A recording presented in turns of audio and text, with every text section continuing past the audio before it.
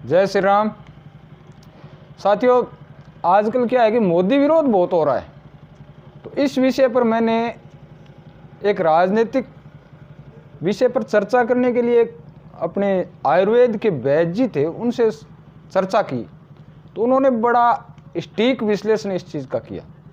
तो आप सुनोगे तो वास्तव में इंटरेस्टेड लगेगा, थोड़ा ध्यान से सुनना।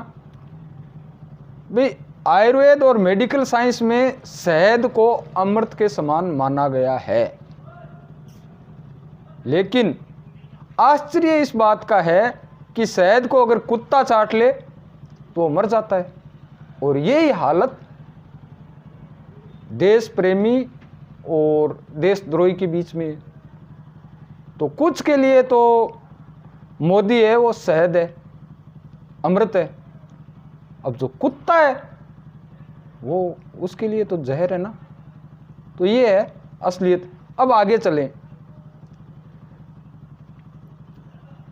जो चीज आदमी के लिए अमृत है वह कुत्तों के लिए जहर के समान है।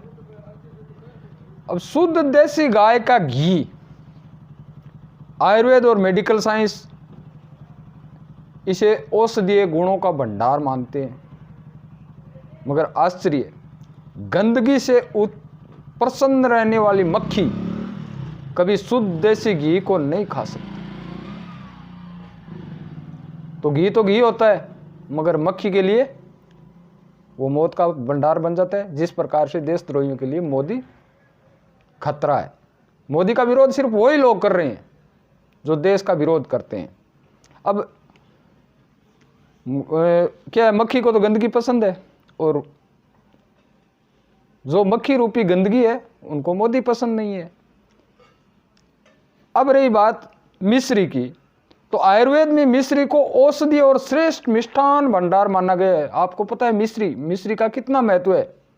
लेकिन आश्चर्य, अगर गधे को एक डली मिश्री खिला दी जाए तो कुछ समय में उसके प्राण पखेरु उड़ जाते हैं। है ना इंटरेस्टेड बात। यही मोदी विरोधियों के साथ हो रहा है। यह अमृत समान श्रेष्ठ मिष्ठान मिश्री गधा कभी नहीं खा सकता। तो मोदी की प्रशंसा गधे रूपी विरोधी कभी नहीं कर सकते। अब नीम के पेड़ पर लगने वाली पकी हुई निम्बोली, उसमें कई रोगों को हरने की औषधीय गुण होते हैं।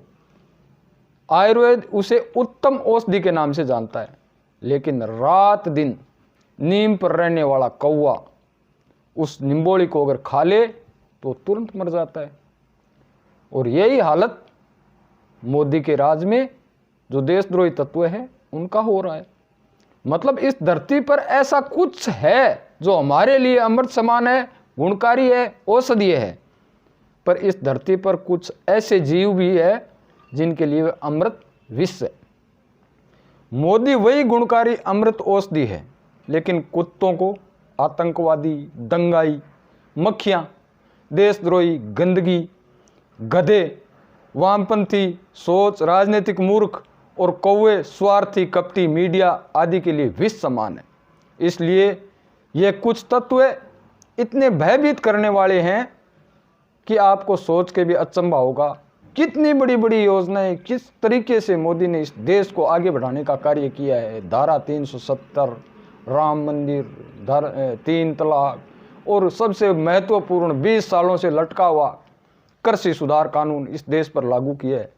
मगर अब आपको पता है, जिनको मिश्री नहीं जचती, जिनको शहद नहीं जचता, जिनको ये घी नहीं पचता, जिनको निम्बोली से एलर्जी है, ऐसे लोगों को ये चीज़ें कब पसंद आएगी।